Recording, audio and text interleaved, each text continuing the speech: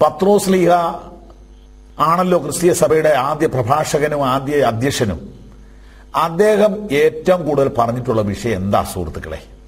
പള്ളി പണിയുന്ന കാര്യമോ, ശവക്കോട്ട പണിയുന്ന കാര്യമോ, ആശുപത്രി പണിയുന്ന കാര്യമോ, കസേരയ്ക്ക് വഴക്ക് പിടിക്കുന്ന കാര്യമോ, ഇതുവല്ലോ ആണോ പത്രോസ്ലീഹ പറഞ്ഞേ? പത്രോസ്ലീഹ 2 ലേഖനം എഴുതി തന്നതിനകത്ത് 2-നകത്ത് ഈശോമിശിഹായുടെ മടങ്ങിവരവാണ് പുള്ളിക്കാരന്റെ വിഷയം. ഞാൻ വളരെ ലളിതമായിട്ട് നിങ്ങളോട് പറയാം, വായിച്ച് കേൾപ്പിക്കാം. കഴിഞ്ഞ ദിവസം വായിച്ചതിന്റെ ബാലൻസ് മറ്റൊരു ഭാഗം നോക്കാം. പത്രോസിന്റെ 2-ാം ലേഖനം 3-ാം അധ്യായം. പ്രിയമുള്ളവരെ, ഞാനിപ്പോൾ നിങ്ങൾക്ക് എഴുതുന്നത് 2-ാം ലേഖനമല്ലോ, വിശുദ്ധ പ്രവാചകന്മാർ മുൻപറഞ്ഞ വചനങ്ങളും നിങ്ങളുടെ അപ്പോസ്തലന്മാർ മുഖാന്തരം കർത്താവും രക്ഷിതാവുമായവൻ തന്ന കൽപ്പനയും ഓർത്തുകൊള്ളണമെന്ന് ഈ ലേഖനം 2-നാൽ ഞാൻ നിങ്ങളെ ഓർമ്മപ്പെടുത്തി നിങ്ങളുടെ പരമാർത്ഥ മനസ്സ് ഉണർത്തുന്നു. 2 ലേഖനം എഴുതിയിട്ട് ഈ മനുഷ്യൻ പറയുകയാണ്. എന്താണ് പറയുന്നത്? അവന്റെ പ്രത്യക്ഷതയുടെ വാഗ്ദത്തം എവിടെ? വാക്യം 3. അവന്റെ പ്രത്യക്ഷതയുടെ വാഗ്ദത്തം എവിടെ? സൃഷ്ടിയുടെ ആരംഭത്തിൽ ഇരുന്നതുപോലെ തന്നെ ഇരിക്കുന്നു എന്ന് പറഞ്ഞ് സ്വന്തം മോഹങ്ങളെ അനുസരിച്ച് നടക്കുന്ന പരിഹാസികൾ പരിഹാസത്തോടെ അന്ത്യകാലത്ത് വരുമെന്ന് വിശേഷാൽ അറിഞ്ഞുകൊള്ളുവീൻ. ഈ കാര്യങ്ങളെക്കുറിച്ചുള്ള ഒരു അറിവ് നമുക്ക് വേണ്ടേ? നോക്കാം നമുക്ക് ഈ വചനത്തിലേക്ക്. അവന്റെ പ്രത്യക്ഷതയുടെ വാഗ്ദത്തം എവിടെ? പിതാക്കന്മാർ നിദ്ര കൊണ്ട ശേഷം സകലവും സൃഷ്ടിയുടെ ആരംഭത്തിൽ ഇരുന്നതുപോലെ തന്നെ ഇരിക്കുന്നു എന്ന് പറഞ്ഞ് സ്വന്തം മോഹങ്ങളെ അനുസരിച്ച് നടക്കുന്ന പരിഹാസികൾ പരിഹാസത്തോടെ അന്ത്യകാലത്ത് വരുമെന്ന് വിശേഷാൽ അറിഞ്ഞുകൊള്ളുവീൻ. അതായത് പത്രോസ് 2 കത്തുകളിലൂടെ ഒരു കാര്യം ഓർപ്പിക്കുകയാണ്: യേശുക്രിസ്തു മടങ്ങി വരും. ഈ കാര്യം പറയാതിരിക്കുന്ന ക്രിസ്തീയ നേതാക്കന്മാർ ഭയങ്കര അപരാധമാണ് ചെയ്യുന്നത്. യേശുക്രിസ്തുവിന്റെ മടങ്ങിവരവ് കൂടെ കൂടെ ഓർപ്പിക്കേണ്ട വിഷയമാണ്. നോക്കൂ, ഈ 2 ലേഖനത്താലും ഞാൻ ഈ കാര്യം നിങ്ങളെ ഓർമ്മപ്പെടുത്തുന്നു. 2 പത്രോസ് 3-ാം അധ്യായം. ഏത് കാര്യം? കർത്താവിന്റെ മടങ്ങിവരവ്. അവന്റെ പ്രത്യക്ഷതയുടെ വാഗ്ദത്തം എവിടെ എന്ന് പറഞ്ഞുകൊണ്ട് പരിഹാസികൾ അന്ത്യകാലത്ത് പരിഹാസത്തോടെ എഴുന്നേറ്റ് വരുമെന്ന് അറിഞ്ഞുകൊള്ളുവീൻ. അപ്പോൾ പത്രോസ്ലീഹ വീണ്ടും ഓർപ്പിക്കുന്നു. 2 കത്തുകളിലൂടെ അദ്ദേഹം ശക്തമായി ഓർപ്പിക്കുന്നു, യേശുക്രിസ്തുവിന്റെ മടങ്ങിവരവാണ് അതിപ്രധാനപ്പെട്ട വിഷയം. അപ്പോൾ ഈ ലേഖനത്തിൽ അദ്ദേഹം ആ കാര്യം പല പ്രാവശ്യം പറഞ്ഞിരിക്കുന്നു. വീണ്ടും നാം കഴിഞ്ഞ ദിവസം വായിച്ചു വന്നതിന്റെ ബാക്കി. അതുകൊണ്ട് പ്രിയമുള്ളവരെ, വാക്യം 14, നിങ്ങൾ ഇവയ്ക്കായി കാത്തിരിക്കിയാൽ അവൻ നിങ്ങളെ കറയും കളങ്കവും ഇല്ലാത്തവരായി സമാധാനത്തോടെ കാണുവാൻ ഉത്സാഹിച്ചുകൊണ്ട് നമ്മുടെ കർത്താവിന്റെ ദീർഘക്ഷമയെ രക്ഷയെന്ന് വിചാരിപ്പി. ചുരുക്കി പറഞ്ഞാൽ പത്രോസ് അപ്പോസ്തലൻ ഈ ലേഖനങ്ങളിൽ ഈ കാര്യം ആവർത്തിച്ചു പറയുന്നു. 1-ാം ലേഖനത്തിൽ താൻ ഇത് പറഞ്ഞിട്ടുണ്ടോ എന്ന് നോക്കാം. 5-ാം അധ്യായം 1 മുതൽ വായിച്ചു വരുമ്പോൾ മൂപ്പന്മാർക്ക് വേണ്ടി ചില കാര്യങ്ങൾ എഴുതുന്നു. അതായത് പാസ്റ്റേഴ്സിന് വേണ്ടി, അല്ലെങ്കിൽ ഇടയന്മാർക്ക് വേണ്ടി, അധ്യക്ഷന്മാർക്ക് വേണ്ടി ചില കാര്യങ്ങൾ എഴുതുന്നു. എഴുതി വന്നിട്ട് അദ്ദേഹം ഒടുവിൽ ഇങ്ങനെ പറയുകയാണ്.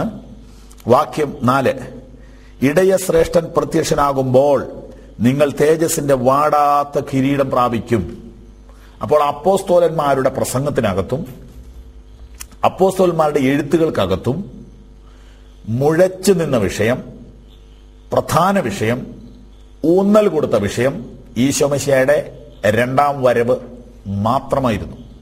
അത് വേഗത്തിൽ സംഭവിക്കുന്നു എന്ന പ്രതീക്ഷയോടുകൂടിയാണ് ബൈബിൾ എഴുതിയിട്ടുള്ളത്.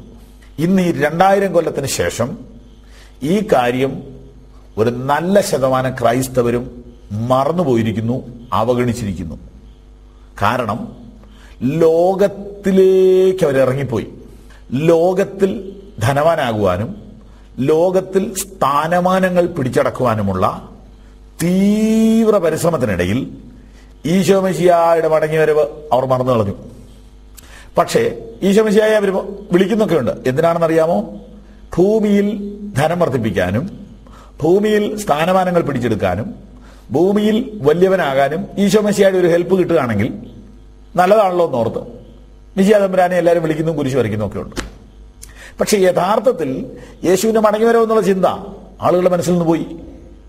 കർത്താവിന്റെ വരവിന് വേണ്ടി ഒരുങ്ങുകയോ കർത്താവിന്റെ വരവിനെ കുറിച്ച് ചിന്തിക്കുകയോ അല്ല, ഇവിടെ നിൽക്കാൻ കർത്താവിന്റെ സഹായം ആവശ്യപ്പെടുകയാണ് പൊതുവെ ആളുകൾ ചെയ്തുകൊണ്ടിരിക്കുന്നത്. നിങ്ങൾ ഒരു കാര്യം ഓർക്കണം, ഈ ബൈബിളിന് ഒരു വിഷയമേ ഉള്ളൂ. കർത്താവിന്റെ മരണത്തിൽ വിശ്വസിച്ച കർത്താവിന്റെ മക്കളോട് പറയുവാൻ പുസ്തകത്തിൽ ആകമാനമുള്ള സന്ദേശം ഇതാണ്: അവന്റെ വരവിന് വേണ്ടി നിങ്ങൾ ജാഗ്രതയോടെ ഒരുങ്ങുക. എന്താണ് ഒരുങ്ങേണ്ടത് എന്ന വിഷയം നമ്മൾ ഒടുവിൽ ചിന്തിക്കും. എങ്ങനെ ഒരുങ്ങണം, ആരൊരുങ്ങണം, എങ്ങനെ ഒരുങ്ങണം എന്നൊക്കെ ബൈബിളിലുണ്ട്. അതെല്ലാം വിവരിക്കാം, കുറേശ്ശെ വിവരിക്കാം. ഓരോ ദിവസവും അതിനെക്കുറിച്ച് ചെറിയ ചെറിയ ചിന്തകൾ തരാതിരിക്കുകയില്ല. കർത്താവിന്റെ വരവിനെ കുറിച്ചുള്ള ഈ പ്രസ്താവനകൾക്കകത്ത് ഇങ്ങനെ കൂടെ കൂടെ കർത്താവ് വരുന്നു എന്ന് പറയുമ്പോൾ എന്താ ശ്രദ്ധിക്കേണ്ടത്? കർത്താവിന്റെ വരവിന് വേണ്ടി ഇടയന്മാർ ശ്രദ്ധിക്കണം. അതായത് പാസ്റ്റേഴ്സ്, വേണമെങ്കിൽ നമ്മുടെ ഭാഷയെ പറഞ്ഞാൽ സഭയുടെ അധ്യക്ഷന്മാർ, മേലധികാരികൾ കർത്താവിന്റെ വരവിന് വേണ്ടി ഒരുങ്ങണമെന്ന്. അധ്യക്ഷന്മാർ ഒരുങ്ങാതെ ജനം ഒരുങ്ങുമോ? അപ്പൊ നേതാക്കൾ, ലീഡേഴ്സ്, മുൻനിരയിൽ നിൽക്കുന്നവർ, പുരോഹിതന്മാർ എന്ന് പറയാൻ നിയമം അനുവദിക്കുന്നില്ല. കാരണം ക്രൈസ്തവ സഭയുടെ ലീഡേഴ്സിനെ പുരോഹിതനെന്ന് വിളിക്കാൻ ബൈബിൾ അനുവദിക്കുന്നില്ല. മൂപ്പന്മാരെന്നോ ഇടയന്മാരെന്നോ വിളിക്കാനേ അനുവാദമുള്ളൂ. അതുകൊണ്ടാണ് ഞാൻ ആ പദം ഉപയോഗിക്കാത്തത്. ഏതായാലും ക്രൈസ്തവ സഭയുടെ ലീഡേഴ്സിന് വേണ്ടി എഴുതിയിരിക്കുന്ന ഈ കത്ത് ഞാൻ വായിച്ചു കേൾപ്പിക്കാം. 1 പത്രോസ് 5:1, നിങ്ങളിലുള്ള മൂപ്പന്മാരെ, ബ്രാക്കറ്റിൽ ഇടയന്മാരെ, ഒരു കൂട്ടുമൂപ്പനും ക്രിസ്തുവിന്റെ കഷ്ടാനുഭവത്തിന് സാക്ഷിയും വെളിപ്പെടുവാനുള്ള തേജസ്സിന് കൂട്ടാളിയുമായി ഞാൻ പ്രബോധിപ്പിക്കുന്നത്, നിങ്ങളുടെ വിചാരണയിലുള്ള ദൈവത്തിന്റെ ആട്ടിൻകൂട്ടത്തെ മേയിച്ചുകൊള്ളുവീൻ. അതായത് ഓരോ ഇടയന്മാരും അവരുടെ മേൽനോട്ടത്തിലും അറിവിലും പരിധിയിലുമുള്ള വിശ്വാസ സമൂഹത്തെ സൂക്ഷ്മതയോടുകൂടെ വളർത്തണം, പരിപാലിക്കണം. ഒരു ഇടയൻ ആടിനെ തീറ്റുന്നത് പോലെ നിർബന്ധത്താലല്ല, ദൈവത്തിന് ഹിതമാമണ്ണം, മനഃപൂർവ്വമായും ദുരാഗ്രഹത്തോടെയല്ല, ഉന്മേഷത്തോടെയും ഇടവകകളുടെ മേൽ കർത്തൃത്വം നടത്തുന്നവരായിട്ടല്ല, ആട്ടിൻകൂട്ടത്തിന് മാതൃകകളായി തീർന്നുകൊണ്ട് അധ്യക്ഷത ചെയ്യുവീൻ. 4-ാം വാക്യം, എന്നാൽ ഇടയശ്രേഷ്ഠൻ പ്രത്യക്ഷനാവുമ്പോൾ നിങ്ങൾ തേജസ്സിന്റെ വാടാത്ത കിരീടം പ്രാപിക്കും. അപ്പോൾ ഇടയന്മാർ ഒരുങ്ങുക കർത്താവിന്റെ വരവിന് വേണ്ടി, നേതാക്കൾ ഒരുങ്ങുക കർത്താവിന്റെ വരവിന് വേണ്ടി, അധ്യക്ഷന്മാർ, മൂപ്പന്മാർ കർത്താവിന്റെ വരവിന് വേണ്ടി ഒരുങ്ങുക, ജാഗ്രതയുള്ളവരായിരിക്കുക. കർത്താവ് വരുന്നു, കർത്താവ് വരുന്നു, കർത്താവ് വരുന്നു. നനച്ചിരിക്കാത്ത നേരത്ത്, മുന്നറിയിപ്പില്ലാതെ യേശു മടങ്ങി വരുന്നു എന്ന ചിന്ത ഓരോ ക്രൈസ്തവ നേതാവിന്റെയും മനസ്സിനെ നിയന്ത്രിക്കണമെന്നാണ് പത്രോസ് പറയുന്നത്.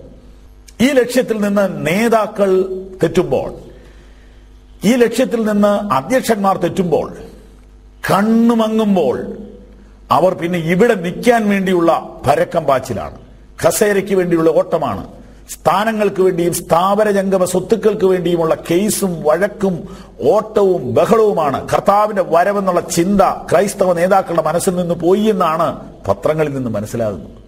ഭയങ്കര പരാജയമാണത്.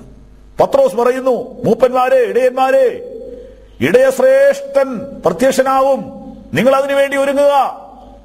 ആരാണ് ഇടയശ്രേഷ്ഠൻ? കർത്താവായ യേശു. അപ്പൊ കർത്താവിന്റെ പേര് ഇടയശ്രേഷ്ഠൻ എന്നാണ്. നമ്മുടെ പേര്, അല്ലെങ്കിൽ ശുശ്രൂഷകന്മാരായ ഞങ്ങൾ, ശുശ്രൂഷ ചെയ്യുന്നവരെ ഇടയന്മാർ. ഇതിന്റെ ഏറ്റവും മുകളിലത്തെ ഇടയൻ യേശു കർത്താവ്. ഇടയശ്രേഷ്ഠൻ വരുമെന്ന് ഇടയന്മാർ കരുതിക്കൊള്ളുക. ഇതാണ് പത്രോസിന്റെ പ്രബോധനം. അപ്പോ ഇടയന്മാരതിനു വേണ്ടി ഒരുങ്ങണം. എങ്ങനെ ഒരുങ്ങണം? യേശു ക്രിസ്തുവിന്റെ മടങ്ങിവരവിന് വേണ്ടി ഇടയന്മാരെന്താ ഒരുങ്ങേണ്ടത്? ഇടയന്മാർ ജനങ്ങളെ സജ്ജരാക്കുക, ഇടയന്മാർ ജനങ്ങളെ വചനം പഠിപ്പിക്കുക, ഇടയന്മാർ ജനങ്ങളെ പരിപാലിക്കുക, ഇടയന്മാർ വിശ്വാസികളെ വചനത്തിൽ വളർത്തി കർത്താവിന്റെ വരവിന് വേണ്ടി അവരെ ഒരുക്കുക. ഇതാണ് ഒരു ക്രിസ്തീയ ഇടയന്റെ ജോലി. അതാണ് വചനത്തിലൂടെ ഈ ചെയ്തുകൊണ്ടിരിക്കുന്നത്. ശരി, ജനങ്ങൾ എന്ത് ചെയ്യണം? ഈ കഴിഞ്ഞ ദിവസം വായിച്ച വചനങ്ങൾ നിങ്ങൾക്ക് ഓർമ്മ കാണും. ഒരിക്കൽ കൂടെ വായിക്കാം. 244 പേജ്, 1 പത്രോസ് 3-ാം അധ്യായം 11-ാം വാക്യം. ഇങ്ങനെ ഇവയൊക്കെയും അഴിവാനുള്ളതായി ഇരിക്കയാൽ ആകാശം ചുട്ടഴിവാനും മൂലപദാർത്ഥങ്ങൾ വെന്തുരുകുവാനുമുള്ള ദൈവ ദിവസത്തിന്റെ വരവ് കാത്തിരുന്നും ബന്ധപ്പെടുത്തിയും കൊണ്ട് നിങ്ങൾ എത്ര വിശുദ്ധ ജീവനവും ഭക്തിയുമുള്ളവരായിരിക്കണം. കാത്തിരിക്കുക, ബന്ധപ്പെടുത്തുക, വിശുദ്ധ ജീവിതം നയിക്കുക. 3 കാര്യങ്ങളാണ് വിശുദ്ധന്മാർ ചെയ്യേണ്ടത്. കർത്താവിന്റെ വരവിനോടുള്ള ബന്ധത്തിൽ ഒരുങ്ങുക എന്ന് പറയുമ്പോൾ എന്താ ഒരുങ്ങേണ്ടത്? ശ്രദ്ധിക്കൂ.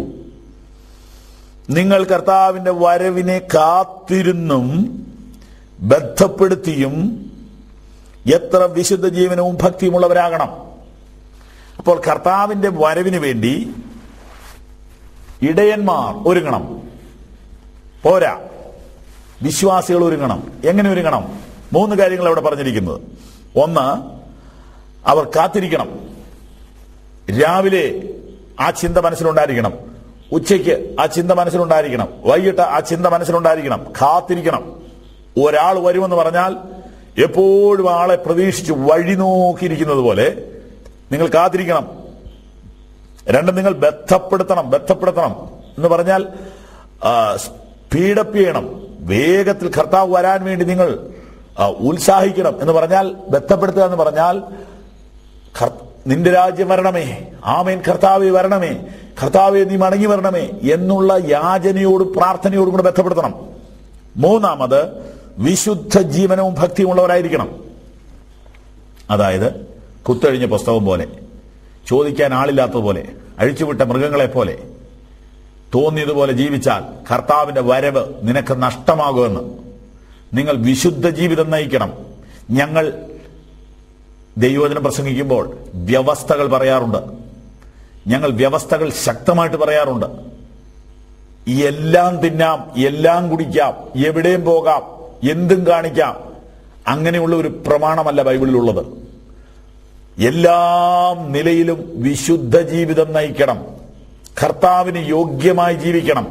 സംസാരത്തിൽ, കൊടുക്കവാങ്ങലുകളിൽ, ഇടപാടുകളിൽ, ഭക്ഷണപാനീയങ്ങളിൽ എല്ലാം വിശുദ്ധനായിരിക്കണം. അവന് മാത്രമേ കർത്താവിന്റെ വരവിൽ ചേർക്കപ്പെടുകയുള്ളൂ. നിങ്ങൾ എത്ര വിശുദ്ധ ജീവനവും ഭക്തിയുമുള്ളവരായിരിക്കണം. കർത്താവിന്റെ വരവിനെ കുറിച്ച് ഒരു ബോധമുണ്ടായാൽ നാം അഴിമതി, അന്യായമായ പലിശ, മദ്യപാനം, പിടിച്ചുപറി, ചതി, വഞ്ചന, വ്യാജം, കപടഭക്തി ഇവയെല്ലാം നാം അവസാനിപ്പിക്കും. കാരണം അഗ്നിജ്വാലയ്ക്കൊത്ത കണ്ണുള്ളവൻ, എല്ലാ ഹൃദയങ്ങളെയും ഒരുപോലെ ശോധന ചെയ്യാൻ കഴിവുള്ള യേശു തമ്പുരാൻ മടങ്ങി വരുന്നു എന്ന ആ ബോധം നമ്മുടെ മനസ്സിലേക്ക് വന്നാൽ നാം നിശ്ചയമായും വിശുദ്ധ ജീവിതം നയിക്കും. അപ്പോൾ കർത്താവിന്റെ വരവിനെ കുറിച്ച് ഉള്ള ചിന്ത വിശ്വാസികളിൽ വരുത്തുന്നത് എന്താണെന്നറിയാമോ? വിശുദ്ധ ജീവിതത്തിന് ഒരുങ്ങുക, വിശുദ്ധ ജീവിതമുള്ളവരായിരിക്കുക. ഈ പ്രസംഗങ്ങൾ തുടർച്ചയായിട്ട് വരുമെങ്കിൽ പോലും ഇന്നത്തെ സന്ദേശത്തിൽ ഞാൻ എന്റെ സ്നേഹിതരോട് ഓർപ്പിക്കട്ടെ, നിങ്ങൾ കർത്താവിന്റെ വചനങ്ങൾ അനുസരിക്കുന്നുണ്ടോ? ഏതെങ്കിലും ചില കൽപ്പനകൾ അനുസരിക്കാനുണ്ടോ? നിങ്ങൾ വിശുദ്ധ ജീവിതത്തിന് പ്രാധാന്യത കൊടുക്കുന്നുണ്ടോ? വേർപെട്ട് കർത്താവിനെ ആരാധിക്കാൻ താല്പര്യമുണ്ടോ? യേശുക്രിസ്തു മടങ്ങി വരാറായി. ജീവിതത്തിന് മാറ്റം വരുത്തുക. ഒരു സാധാരണ ജീവിതമല്ല, ഒരു സെപ്പറേഷൻ. എല്ലാവരും പോകുന്ന പോലെ പോവുകയല്ല, കർത്താവ് പറഞ്ഞതുപോലെ ജീവിക്കുക, കർത്താവിന്റെ വചനം പോലെ ജീവിക്കുക. അവർക്ക് വേണ്ടിയാണ് കർത്താവ് വരുന്നത്. അതെ, കർത്താവിന്റെ വരവിനെ കുറിച്ച് പത്രോസ് പറയുന്നത് നേതാക്കന്മാർ ഒരുങ്ങുക, ജനങ്ങളും ഒരുങ്ങുക. പത്രോസ് മാത്രമാണോ പറഞ്ഞത്? അല്ല. നമ്മൾ എന്താ ചിന്തിച്ചു വരുന്നത്? യേശുക്രിസ്തു മടങ്ങി വരുമെന്ന് ആദ്യം യേശുക്രിസ്തു പറഞ്ഞു, അത് നാം ചിന്തിച്ചു. മാലാഖമാർ പറഞ്ഞു, അത് നാം ചിന്തിച്ചു. പത്രോസ് പറഞ്ഞു, അത് നാം ചിന്തിച്ചു. പിന്നീട് ആരാ? യാക്കോബ് പറഞ്ഞു. ബൈബിളിൽ എഴുതിയിട്ടുള്ള അപ്പോസ്തലന്മാരെയൊക്കെ നമുക്ക് നോക്കാം. യാക്കോബിന്റെ പുസ്തകം എന്ന് പറയുന്നത് 2-3 പേജേ ഉള്ളൂ, 5 അധ്യായമേ ഉള്ളൂ. അതിനകത്ത് കർത്താവിന്റെ വരവാണ് അദ്ദേഹം പ്രത്യേകം പറഞ്ഞിരിക്കുന്നത്. പ്രധാനപ്പെട്ട ഒരു ഭാഗം ഞാൻ നിങ്ങളെ കാണിക്കാം. യാക്കോബിന്റെ ലേഖനം 5-ാം അധ്യായം 7 മുതൽ, പേജ് നമ്പർ 237. Page number 237. എന്നാൽ സഹോദരന്മാരെ, കർത്താവിന്റെ പ്രത്യക്ഷത വരെ ദീർഘക്ഷമയോടെ ഇരിപ്പീൻ. 5:7. എന്നാൽ സഹോദരന്മാരെ, കർത്താവിന്റെ പ്രത്യക്ഷത വരെ ദീർഘക്ഷമയോടെ ഇരിപ്പീൻ. കണ്ടോ പ്രിയപ്പെട്ടവരെ, നമ്മൾ ഈ കാര്യം എല്ലാ ദിവസവും ചിന്തിക്കുന്നുണ്ടോ? നമ്മുടെ നടത്തിപ്പുകാര്, നമ്മുടെ അധ്യക്ഷന്മാർ ഈ കാര്യം നമ്മോട് പറയുന്നുണ്ടോ? പത്രോസ് ഇത് എല്ലാ എഴുത്തിനകത്തും പറഞ്ഞു, യാക്കോബ് ഇത് പറഞ്ഞു, ഇനിയുള്ള അപ്പോസ്തലന്മാരൊക്കെ ഇത് പറഞ്ഞു. യാക്കോബ് പറയുന്നു, നോക്കൂ, എന്നാൽ സഹോദരന്മാരെ, കർത്താവിന്റെ പ്രത്യക്ഷത വരെ ദീർഘക്ഷമയോടെ ഇരിപ്പീൻ. കൃഷിക്കാരൻ ഭൂമിയുടെ വിലയേറിയ ഫലത്തിന് കാത്തുകൊണ്ട് മുൻമഴയും പിന്മഴയും അതിന് കിട്ടുവോളം ദീർഘക്ഷമയോടെ ഇരിക്കുന്നുവല്ലോ. നിങ്ങളും ദീർഘക്ഷമയോടെ ഇരിപ്പീൻ. നിങ്ങളുടെ ഹൃദയം സ്ഥിരമാക്കുവീൻ. കർത്താവിന്റെ പ്രത്യക്ഷത സമീപിച്ചിരിക്കുന്നു. അപ്പോൾ യാക്കോബ് അപ്പോസ്തലനും ഇത് മാത്രമേ പറയാനുള്ളൂ. അദ്ദേഹം ശക്തമായ ഭാഷയിൽ പറയുന്നു, സഹോദരന്മാരെ, കർത്താവിന്റെ പ്രത്യക്ഷത വരെ ദീർഘക്ഷമയോടെ ഇരിപ്പീൻ എന്ന് പറഞ്ഞാല് എന്തെങ്കിലും ചില മനപ്രയാസങ്ങളോ ദുഃഖങ്ങളോ പ്രയാസങ്ങളോ കഷ്ടങ്ങളോ ഒക്കെ വരുമല്ലോ. അപ്പൊ പറയാണ്, കർത്താവ് വരുന്നത് വരെ ഒന്ന് ക്ഷമിക്ക്, കർത്താവ് വരുന്നവരെ ഒന്ന് ക്ഷമിക്ക്, കർത്താവ് വരുന്നവരെ ഒന്ന് ക്ഷമിക്ക് എന്ന് യാക്കോബ് പറയുക. അപ്പോൾ അവരും പ്രതീക്ഷിച്ചിരുന്നത് യേശുക്രിസ്തുവിന്റെ മടങ്ങിവരവാണ്. ഇത്രയും പ്രാധാന്യത ഈ വിഷയത്തിനുണ്ട് എന്നാണ് നമ്മളിപ്പോൾ ഗ്രഹിച്ചുകൊണ്ടിരിക്കുന്നത്.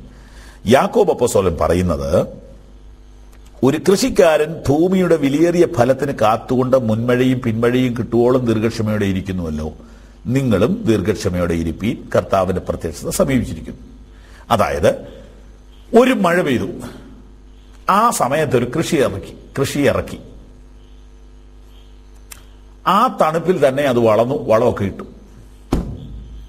ഇനി കൃഷിക്കാരൻ കാത്തിരിക്കുക, ഒരു മഴ കൂടെ വരും, ഒരു മഴ കൂടെ വരും, ഒരു മഴ കൂടെ വരും. ആ മഴയോടുകൂടെ ഈ ചെടി വിളവിലേക്ക് വരും, വിളഞ്ഞ് പൂർത്തിയാകും, കൊയ്യും. അപ്പൊ ഈ ഒന്നാമത്തെ മഴ ലഭിച്ചതുകൊണ്ടാണ് ഈ കൃഷി ഇറക്കിയത്. അതുകൊണ്ട് രണ്ടാമതൊരു മഴ വരും, വന്നേ തീരും. അത് ഒരു ദിവസമോ 2 ദിവസമോ ഒക്കെ വൈകിയാലും ഈ മനുഷ്യൻ ഇങ്ങനെ കാത്തിരിക്കുക, മഴ വരും, മഴ വരും, മഴ വരും, മഴ വരും. ഇതുപോലെ നിങ്ങൾ കാത്തിരിക്കണം. യേശു ഒന്ന് വന്നു, ആ വന്നപ്പോൾ ഇറക്കിയ കൃഷിയാണ് ദൈവസഭ. അതിന്റെ വിളവെടുപ്പിന് വേണ്ടി അവൻ മടങ്ങി വരും, വരാതിരിക്കുകയില്ല. നിങ്ങൾ ദീർഘക്ഷമയോടെ ഇരിപ്പീൻ, യേശു മടങ്ങി വരും. നിങ്ങൾ ദീർഘക്ഷമയോടെ ഇരിപ്പീൻ, അവൻ മടങ്ങി വരും. നിങ്ങൾ ദീർഘക്ഷമയോടെ ഇരിപ്പീൻ, കർത്താവ് മടങ്ങി വരും. അപ്പോൾ യാക്കോബ് ശക്തമായ ഭാഷയിൽ പറയുന്നു, യേശു ക്രിസ്തു മടങ്ങി വരും. ഇപ്പോൾ പത്രോസ് പറഞ്ഞത് നമ്മൾ എടുത്തു, യാക്കോബ് പറഞ്ഞത് എടുത്തു. യോഹന്നാൻ പറഞ്ഞിട്ടുണ്ടോ എന്ന് നമുക്ക് നോക്കാം. യോഹന്നാന്റെ എഴുത്തുകൾ 5 പുസ്തകങ്ങളുണ്ട്. യോഹന്നാന്റെ സുവിശേഷം, 3 ലേഖനങ്ങൾ, വെളിപ്പാട് പുസ്തകം. യോഹന്നാൻ ആരാണ്? വേദപുസ്തകത്തിൽ അല്പപരിചയമുള്ളവർക്കൊക്കെ അറിയാം. യോഹന്നാൻ യേശുക്രിസ്തു എവിടെ ഇരുന്നാലും തൊട്ടടുത്തിരുന്ന ആളാണ്. പത്രോസ് ആരാ? യേശുക്രിസ്തുവിന്റെ എല്ലാ കാര്യങ്ങളിലും അടുത്തിടപെട്ട മറ്റൊരാളാണ്. അപ്പൊ ഇവർ രണ്ടുപേരും ഈ വിഷയത്തിൽ വളരെ കൂടുതൽ സംസാരിച്ചിട്ടുണ്ട്. അപ്പോ യോഹന്നാനെ കുറിച്ച് നമുക്ക് ഇനി നോക്കാം. യോഹന്നാന്റെ 1-ാമത്തെ ലേഖനത്തിൽ യേശുക്രിസ്തുവിന്റെ വരവിനെ കുറിച്ച് പറഞ്ഞിട്ടുണ്ടോ എന്ന് നമുക്ക് നോക്കാം. യോഹന്നാൻ എഴുതിയ 1-ാമത്തെ ലേഖനം, അതായത് പേജ് 245, 245, 245, വാക്യം 28, അധ്യായം 2, വാക്യം 28. ഇനിയും കുഞ്ഞുങ്ങളെ, അവൻ പ്രത്യക്ഷനാകുമ്പോൾ നാം അവന്റെ സന്നിധിയിൽ ലജ്ജിച്ചു പോകാതെ അവന്റെ പ്രത്യക്ഷതയിൽ നമുക്ക് ധൈര്യമുണ്ടാകേണ്ടതിന് അവനിൽ വസിപ്പി. ഇനിയും കുഞ്ഞുങ്ങളെ, അവൻ പ്രത്യക്ഷനാകുമ്പോൾ നാം അവന്റെ സന്നിധിയിൽ ലജ്ജിച്ചു പോകാതെ അവന്റെ പ്രത്യക്ഷതയിൽ നമുക്ക് ധൈര്യമുണ്ടാകേണ്ടതിന് അവനിൽ വസിപ്പി. ശ്രദ്ധിച്ചോ നിങ്ങൾ ആ വാക്യം? യോഹന്നാൻ ലേഖനം എഴുതി സ്നേഹത്തെക്കുറിച്ചും പ്രവർത്തനങ്ങളെക്കുറിച്ചും എല്ലാം പറഞ്ഞു വന്നേച്ച് അവസാനിപ്പിക്കുന്നത് എന്ത് പറഞ്ഞുകൊണ്ടാണ് നോക്കൂ. ഇനിയും കുഞ്ഞുങ്ങളെ, അവൻ പ്രത്യക്ഷനാകുമ്പോൾ നാം അവന്റെ സന്നിധിയിൽ ലജ്ജിച്ചു പോകാതെ അവന്റെ പ്രത്യക്ഷതയിൽ നമുക്ക് ധൈര്യമുണ്ടാകേണ്ടതിന് അവനിൽ വസിപ്പീൻ. ഇനിയും കുഞ്ഞുങ്ങളെ, അവൻ പ്രത്യക്ഷനാകുമ്പോൾ നാം അവന്റെ സന്നിധിയിൽ ലജ്ജിച്ചു പോകാതെ അവന്റെ പ്രത്യക്ഷതയിൽ നമുക്ക് ധൈര്യമുണ്ടാകേണ്ടതിന് അവനിൽ വസിപ്പീൻ. യോഹന്നാൻ അപ്പോസ്തലൻ തന്റെ ലേഖനം എഴുതി അവസാനിപ്പിക്കുമ്പോൾ കർത്താവിന്റെ വരവിനെ കുറിച്ചാണ് പറയുന്നത്. കണ്ടോ? അപ്പൊ കർത്താവിന്റെ വരവ് ഒരിക്കലും അവഗണിക്കാൻ പറ്റില്ല. അത് വളരെ പ്രധാനപ്പെട്ട വിഷയമാണ്. അതിന്റെ പ്രാധാന്യത നാം അറിഞ്ഞേ പറ്റൂ. യോഹന്നാൻ അപ്പോസ്തലൻ പറയുന്നത് കൊണ്ട് നമുക്ക് നോക്കാം. അദ്ദേഹം പറഞ്ഞിരിക്കുന്ന വാക്യം ഒന്ന് ശ്രദ്ധിച്ചിട്ട് നമുക്ക് ഇന്നത്തെ അവസാനിപ്പിക്കാം. അവൻ പ്രത്യക്ഷനാകുമ്പോൾ നാം അവന്റെ സന്നിധിയിൽ ലജ്ജിച്ചു പോകാതെ അവന്റെ പ്രത്യക്ഷതയിൽ നമുക്ക് ധൈര്യമുണ്ടാകേണ്ടതിന് അവനിൽ വസിപ്പീൻ. ഇവിടെ ഒരു സാധ്യത കാണുന്നു. എന്താണ് ആ സാധ്യത? അവൻ പ്രത്യക്ഷനാകുമ്പോൾ നാം അവന്റെ സന്നിധിയിൽ ലജ്ജിച്ചു പോകാൻ സാധ്യതയുണ്ട്. ഇതാണ് ഈ പ്രസംഗത്തിന്റെ ഉദ്ദേശം, ഈ ക്ലാസിന്റെ ഉദ്ദേശം. യേശു കർത്താവ് മടങ്ങി വരും. നിങ്ങൾ ഒരുങ്ങിയാലും ഇല്ലെങ്കിലും വരും. ക്രിസ്ത്യാനി ആയാലും അല്ലെങ്കിലും, വിശ്വസിച്ചാലും ഇല്ലെങ്കിലും, നിങ്ങൾ വേദപുസ്തകം വായിച്ചാലും ഇല്ലെങ്കിലും, നിങ്ങൾ കർത്താവിന്റെ കൽപ്പന അനുസരിച്ചാലും ഇല്ലെങ്കിലും, നിങ്ങൾ കർത്താവിന്റെ വരവിനെ കുറിച്ച് ചിന്തിച്ചാലും ഇല്ലെങ്കിലും കർത്താവ് മടങ്ങി വരും. പക്ഷേ യോഹന്നാൻ സഭയോട് പറയുന്നു, ആകമാനമുള്ള വിശുദ്ധന്മാരോട് പറയുന്നു, ലോകമെങ്ങുമുള്ള യേശുവിനെ സ്നേഹിക്കുന്നവരോട് ബൈബിൾ പറയുന്നു, കുഞ്ഞുങ്ങളെ, യേശു പ്രത്യക്ഷനാവുമ്പോൾ നാം അവന്റെ സന്നിധിയിൽ ലജ്ജിച്ചു പോകാതെ അവന്റെ പ്രത്യക്ഷതയിൽ നമുക്ക് ധൈര്യമുണ്ടാകേണ്ടതിന് അവനിൽ വസിപ്പീൻ. അപ്പോൾ അവൻ പ്രത്യക്ഷനാകുമ്പോൾ ചിലർ ലജ്ജിച്ചു പോകുമെന്നല്ലേ യോഹന്നാൻ പറയുന്നത്? എന്താ വിഷയം? അവൻ പ്രത്യക്ഷനാകുമ്പോൾ ചിലർ ലജ്ജിച്ചു പോകും. എന്താ വിഷയം? അവൻ പറഞ്ഞത് ചെയ്യാത്തവർ ലജ്ജിച്ചു പോകും. അവൻ പറഞ്ഞ പോലെ ജീവിക്കാത്തവർ ലജ്ജിച്ചു പോകും. അവനെ സ്നേഹിക്കാത്തവർ ലജ്ജിച്ചു പോകും. അവന്റെ വചനം അനുസരിക്കാത്തവർ ലജ്ജിച്ചു പോകും. ഈ ലോകത്തിലേക്ക് ഇറങ്ങിപ്പോയവർ ലജ്ജിച്ചു പോകും. കർത്താവിന്റെ വചനം ഇത്ര പ്രധാനപ്പെട്ടതാണെന്ന് മനസ്സിലാക്കിയിട്ടും അതനുസരിച്ച് ജീവിക്കാതെ ഉഴപ്പി പോയവർ ലജ്ജിച്ച് നാണം കെട്ടുപോകുമെന്ന്. അപ്പൊ കർത്താവ് വരുമ്പോൾ നമ്മളിൽ ചിലർ ലജ്ജിച്ചു പോകും. ഇതാണ് യോഹന്നാൻ പറയുന്നത്. ഇന്നത്തെ സന്ദേശത്തിന്റെ ഒടുവിൽ ഞാൻ ആ വാക്യം വീണ്ടും വായിക്കുന്നു. യോഹന്നാൻ 1 യോഹന്നാൻ 2:28, 245 പേജിൽ. ഇനിയും കുഞ്ഞുങ്ങളെ, അവൻ പ്രത്യക്ഷനാകുമ്പോൾ നാം അവന്റെ സന്നിധിയിൽ ലജ്ജിച്ചു പോകാതെ അവന്റെ പ്രത്യക്ഷതയിൽ നമുക്ക് ധൈര്യമുണ്ടാകേണ്ടതിന് അവനിൽ വസിപ്പീൻ. യേശു കർത്താവ് മടങ്ങി വരുമ്പോൾ നമ്മളിൽ ചിലർ ലജ്ജിച്ചു പോകും. എന്താ കാര്യം? അവൻ പ്രതീക്ഷിച്ചതുപോലെ നാം ആയിട്ടില്ല എങ്കിൽ, അവൻ ഉദ്ദേശിച്ചതുപോലെ നാം ആയിട്ടില്ല എങ്കിൽ നാം ലജ്ജിച്ചു പോകും. മനസ്സിലായി കാണുമല്ലോ? ശരി, ലജ്ജിക്കാതിരിക്കാൻ എന്താ മാർഗം? ലജ്ജിച്ചു പോകാതിരിക്കേണ്ടതിന് അവന്റെ പ്രത്യക്ഷതയിൽ നമുക്ക് ധൈര്യമുണ്ടാകേണ്ടതിന് അവനിൽ വസിപ്പി. സന്ദേശം അവസാനിപ്പിക്കാൻ പോവുകയാണ്. കർത്താവിന്റെ മടങ്ങി വരവ് നമുക്ക് നഷ്ടമാകാതിരിക്കണമെങ്കിൽ, നാം ലജ്ജിക്കാതിരിക്കണമെങ്കിൽ അവനിൽ വസിക്കണം. എന്ന് പറഞ്ഞാൽ ഇപ്പോൾ അവനോട് കൂടെ നടക്കുക, ഇപ്പോൾ അവനിൽ ജീവിക്കുക. അവനേക്കാൾ വലുതായി ഒന്നും നിന്റെ ജീവിതത്തിൽ ഇല്ലാതിരിക്കുക. ഒരു കഷ്ടത വരുമ്പോൾ അവനെ വിളിക്കുകയല്ല, ഒരു പ്രയാസം വരുമ്പോൾ അവനെ ഓർക്കുകയല്ല, രാവും പകലും അവനെ ധ്യാനിച്ച് അവന് വേണ്ടി ജീവിക്കുക, അവനിൽ വസിക്കുക. അവർക്കാണ് കർത്താവിന്റെ വരവ് ലാഭം, അല്ലാത്തവർക്ക് അത് നഷ്ടമാണ്. തെസ്സലോനിക്കർക്ക് എഴുതിയ 2-ാം ലേഖനം 1-ാം അധ്യായം 6, 7, 8 വാക്യങ്ങൾ ഇന്നത്തെ നമ്മുടെ ധ്യാനത്തിന് വേണ്ടി നമുക്ക് വായിക്കാം. തെസ്സലോനിക്ക ലേഖനം എന്ന് പറയുന്നത് ബൈബിളിന്റെ ഒടുവിലേക്ക് വരും. Page number 212. തെസ്സലോനിക്കർക്ക് എഴുതിയ 2-ാം ലേഖനം.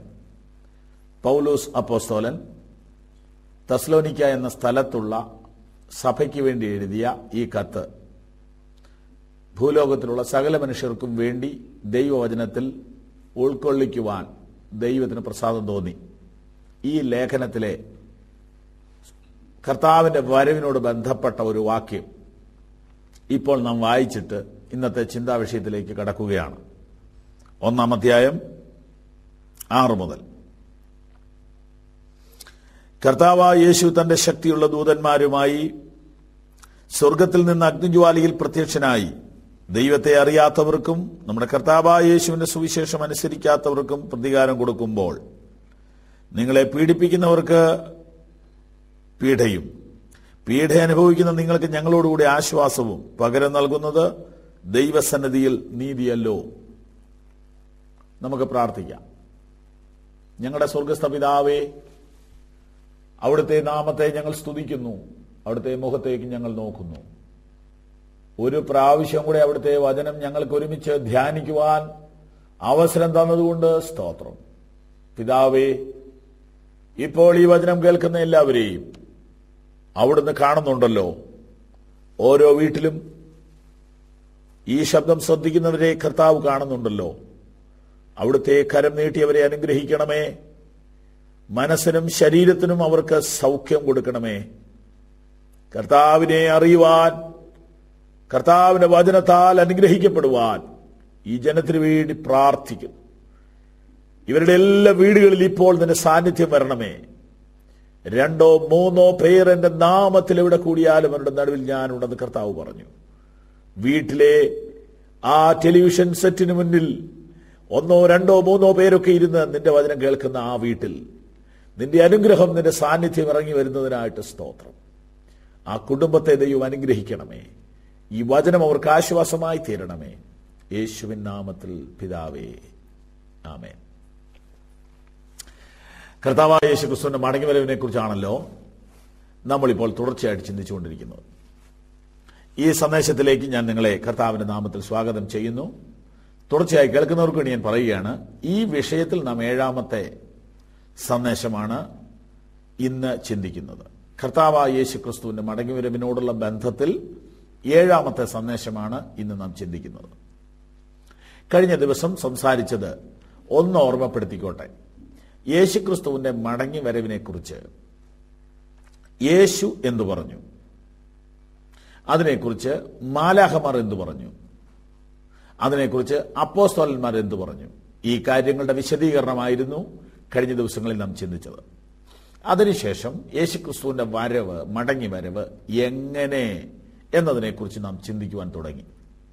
അതിൽ 1 തെസ്സലോനിക്കർ 4-ാം അധ്യായം 16 മുതലുള്ള വാക്യങ്ങളിൽ നിന്ന് കർത്താവായ യേശു ക്രിസ്തുവിന്റെ മടങ്ങിവരവിന്റെ 1-ാം ഘട്ടത്തെക്കുറിച്ച് വിവരിച്ചു. ഇന്ന് ഞാൻ വായിച്ചത് 2-ാം ഘട്ടത്തെക്കുറിച്ചാണ്. വിവരിക്കാം. യേശു ക്രിസ്തു മടങ്ങി വരും എന്ന കാര്യത്തിൽ സംശയം വേണ്ട. കാരണം യേശു ഭൂമിയിൽ വന്നു എന്ന കാര്യത്തിൽ സംശയമുള്ളവർ മാത്രമേ യേശു മടങ്ങി വരും എന്ന കാര്യത്തിൽ സംശയിക്കേണ്ടതുള്ളൂ. ക്രിസ്തുവും കൃഷ്ണനും ജീവിച്ചിരുന്നിട്ടില്ല എന്ന് പ്രസിദ്ധമായൊരു പുസ്തകം ലോകത്തിലെ പുസ്തകക്കടകളിലുണ്ട്. അതിരിക്കുമ്പോൾ തന്നെയാണ് ഞാൻ നിങ്ങളോട് സംസാരിക്കുന്നത്. യേശുക്രിസ്തു ഭൂമിയിൽ വന്നിട്ടില്ല എന്ന് വിശ്വസിക്കുന്നവർ മാത്രമേ യേശുക്രിസ്തു മടങ്ങി വരുമോ ഇല്ലയോ എന്ന് സംശയിക്കേണ്ട കാര്യമുള്ളൂ. എന്നാൽ യേശുക്രിസ്തു ഭൂമിയിൽ വന്നു എന്ന് വിശ്വസിക്കുന്ന ലക്ഷങ്ങൾ ലോകത്തിലുള്ളപ്പോൾ, കോടികൾ ലോകത്തിലുള്ളപ്പോൾ, യേശുക്രിസ്തുവിന് വേണ്ടി ഇന്നും രക്തസാക്ഷികളാകുവാൻ ലക്ഷങ്ങൾ തയ്യാറായി നിൽക്കുമ്പോൾ, കത്തിയോ വാളോ ബോംബോ പടക്കുമോ കുറുവടിയോ കുന്തമോ കടാരയോ ഉപയോഗിക്കാതെ സ്നേഹത്തിന്റെ സുവിശേഷവുമായി ലോകത്തെ കീഴടക്കിക്കൊണ്ടിരിക്കുന്ന യേശുക്രിസ്തുവിന്റെ വാക്കുകളെ അവിശ്വസിക്കുവാൻ ഹൃദയമുള്ള ആർക്കും കഴിയുകയില്ല. ഈ യേശു മടങ്ങി വരും എന്നതിനെക്കുറിച്ച് 2 പക്ഷമില്ല, അർത്ഥശങ്കയ്ക്കിടയില്ല. എന്നാൽ ആ മടങ്ങിവരവ് എന്ന് പറയുന്നത് എങ്ങനെ എന്നതിനെക്കുറിച്ച് പല പ്രശ്നങ്ങളുണ്ട്. ഒന്ന്, മറിയയുടെ ഉദരത്തിൽ അവൻ വന്നതുപോലെ വീണ്ടും വരുമെന്ന് ചിന്തിക്കുന്നവരുണ്ട്. അതിനുവേണ്ടി കന്യകമാരായ സ്ത്രീകൾ കാത്തിരിക്കുന്നു എന്നും വിശ്വസിക്കുന്നവർ ഉണ്ട്. പക്ഷെ ബൈബിൾ അങ്ങനെയല്ല പറയുന്നത്. ഞാൻ നിങ്ങളെ വായിച്ചു കേൾപ്പിച്ചു. നിങ്ങളെ വിട്ട് സ്വർഗാരോഹണം ചെയ്ത ഈ യേശു സ്വർഗത്തിലേക്ക് പോകുന്നത് നിങ്ങൾ കണ്ടല്ലോ, അതുപോലെ തിരിച്ചു വരും എന്ന് ഒരു വചനം കാണിച്ചല്ലോ. അപ്പോൾ അങ്ങോട്ട് പോയതുപോലെ ഇങ്ങോട്ട് വരും. വിശദീകരിക്കാം. മറിയയുടെ ഉദരത്തിൽ അവൻ വന്നതുപോലെയല്ല ഇനി വരുന്നത്, പോയതുപോലെയാണ് അവൻ ഇനി വരുന്നത്. അപ്പോൾ അത് തികച്ചും സത്യമായ കാര്യമാണ്. യേശുക്രിസ്തുവിന്റെ മടങ്ങിവരവ് ഈ വിധത്തിൽ ആയിരിക്കും എന്ന് ഇതിനു മുമ്പ് ഞാൻ ഓർപ്പിച്ചിട്ടുണ്ട്. പക്ഷെ അവിടെയും വിഷയം തീരുന്നില്ല. കർത്താവിന്റെ മടങ്ങിവരവിനോടുള്ള ബന്ധത്തിൽ ഒരുപാട് സംശയങ്ങളുണ്ട്. കാരണം ഇവിടുന്ന് പോയ, ഈ ചരിത്രത്തിൽ വന്നിട്ട് ചരിത്രത്തിൽ നിന്ന് മറഞ്ഞ ആരും ചരിത്രത്തിലേക്ക് തിരിച്ചു വന്നിട്ടില്ല. ചരിത്രത്തിലേക്ക് വന്ന് ഭൂമിയിൽ പ്രത്യക്ഷപ്പെട്ട ശേഷം തിരശ്ശീലയ്ക്ക് അപ്പുറത്തേക്ക് പോയ ആരും തിരിച്ചു വന്ന ചരിത്രമില്ല. അതുകൊണ്ട് ഇതും ഒരു സങ്കല്പമാണെന്ന് വിശ്വസിക്കാനാണ് ന്യായം കൂടുതൽ. പക്ഷെ ഇവിടെ സാധ്യതകളെ അടിസ്ഥാനമാക്കി വിശ്വസിക്കുന്ന ഒരു പുസ്തകമല്ല ബൈബിൾ. അസാധ്യതകളുടെ മുമ്പിൽ വിശ്വസിക്കുന്ന ഒരു പുസ്തകമാണ് ബൈബിൾ. അതുകൊണ്ട് സാധ്യത യേശു വരാതിരിക്കാനാണ്. പക്ഷെ ബൈബിൾ ശക്തമായി പറയുന്നു യേശുക്രിസ്തു മടങ്ങി വരുമെന്ന്. അപ്പൊ യേശുക്രിസ്തുവിന്റെ മടങ്ങി വരവ് തള്ളിക്കളയണമെങ്കിൽ അതിനു മുമ്പുള്ളതെല്ലാം തള്ളിക്കളയണം. ഇതാണ് എനിക്ക് നിങ്ങളോട് പറയാനുള്ള സന്ദേശത്തിന്റെ ബേസ്, അടിസ്ഥാന തത്വം അതാണ്. ഓക്കെ, മടങ്ങി വരവിനോട് ബന്ധപ്പെട്ട് അതിന്റെ വിശദീകരണത്തിലേക്ക് നാം പ്രവേശിക്കുന്നു. യേശുക്രിസ്തുവിന്റെ മടങ്ങി വരവിനെ കുറിച്ച് ബൈബിൾ പറയുന്നത് അത് രഹസ്യത്തിലായിരിക്കുമെന്നാണ്. കർത്താവിന്റെ ദിവസമോ കള്ളനെ പോലെ വരും. തുടർന്ന് ആകാശം കൊടുമുഴക്കത്തോടെ ഒഴിഞ്ഞു പോവുകയും ഭൂമിയും അതിലുള്ള പണികളും വെന്തു പോവുകയും ചെയ്യും. ഇങ്ങനെ ഇതൊക്കെയും വെന്തുരുകുവാനുള്ള ദൈവ ദിവസത്തിനായി കാത്തിരുന്ന് നാം എത്ര വിശുദ്ധ ജീവനവും ഭക്തിയുമുള്ളവരായിരിക്കണം. എന്നാൽ നാം അവന്റെ വാഗ്ദാന പ്രകാരം നീതി വസിക്കുന്ന പുതിയ ആകാശത്തിനും പുതിയ ഭൂമിക്കുമായിട്ട് കാത്തിരിക്കുന്നു. ഈ വചനങ്ങളൊക്കെ പത്രോസ്ലീഹായുടെ ലേഖനം 2-ാം അധ്യായം 3-ാം അധ്യായം 3 മുതലുള്ള വാക്യങ്ങളിൽ നിന്ന് ഞാൻ നിങ്ങളെ വായിച്ച് കേൾപ്പിച്ച് വിവരിച്ചിട്ടുള്ളതാണ്. അപ്പോൾ യേശുക്രിസ്തുവിന്റെ മടങ്ങി വരവ് കള്ളനെ പോലെയാണെന്നും അപ്പോൾ തന്നെ ആകാശം ഒഴിഞ്ഞു പോകുന്ന ഒരു സംഭവം അതിനകത്തുണ്ടെന്നും ഭൂമി തീപിടിക്കുമെന്നും ഒക്കെ പറയുമ്പോൾ ആകെ കൺഫ്യൂഷനാണ്. ഞാൻ വിവരിക്കാം. യേശുക്രിസ്തുവിന്റെ മടങ്ങി വരവിനൊരു രഹസ്യ ഘട്ടമുണ്ട്, ഒരു പരസ്യ ഘട്ടമുണ്ട്. രഹസ്യ വരവ് തന്റെ വിശുദ്ധന്മാർക്ക് വേണ്ടി, പരസ്യ വരവ് അല്ലാത്തവർക്ക് വേണ്ടി. ബുദ്ധിമുട്ടുള്ള കാര്യമാണ് വിവരിക്കാൻ, അല്ലേ? വിശദീകരിക്കാം. രഹസ്യവരവിനെ കുറിച്ച് വീണ്ടും നമ്മൾ തുടർന്ന് ചിന്തിക്കുന്നതാണ്. അന്ന് ഞാൻ പറഞ്ഞത് കർത്താവ് താൻ ഗംഭീരനാദത്തോടും പ്രധാന ദൂതന്റെ ശബ്ദത്തോടും ദൈവത്തിന്റെ കാഹളത്തോടും കൂടെ സ്വർഗത്തിൽ നിറങ്ങി വരുമ്പോൾ ക്രിസ്തുവിൽ മരിച്ചവർ മുമ്പേ ഉയർത്തെഴുന്നേൽക്കുകയും പിന്നെ ജീവനോടെ ശേഷിക്കുന്നവർ രൂപാന്തരപ്പെടുകയും ചെയ്യും. അപ്പോൾ ആ പ്രത്യേക വരവ് സഭയ്ക്ക് വേണ്ടിയുള്ളതാണ്. എന്ന് പറഞ്ഞാൽ യേശുവിനെ വ്യക്തിപരമായി രക്ഷകനും നാഥനുമായി സ്വീകരിച്ച് കർത്താവിന് വേണ്ടി ജീവിക്കുന്ന അവന്റെ വിശുദ്ധന്മാർക്ക് വേണ്ടിയാണ് ആ വരവ്. ഈ വരവിൽ സുവിശേഷം കേൾക്കാത്തവരെയോ സുവിശേഷം അനുസരിക്കാത്തവരെയോ ക്രിസ്തു വിരോധികളെയോ ദൈവം ഇല്ലെന്ന് പറയുന്നവരെയോ ഒന്നും ഇവിടെ കൈകാര്യം ചെയ്യുന്നില്ല. പിന്നെന്താ ചെയ്യുന്നത്?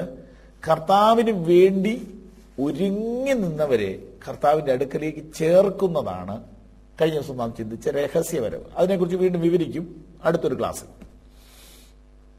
എന്നാൽ പരസ്യവരവ് എന്താണ് എന്നൊന്ന് വിവരിക്കാനാണ് ഇന്നത്തെ വചനം വായിച്ചത്.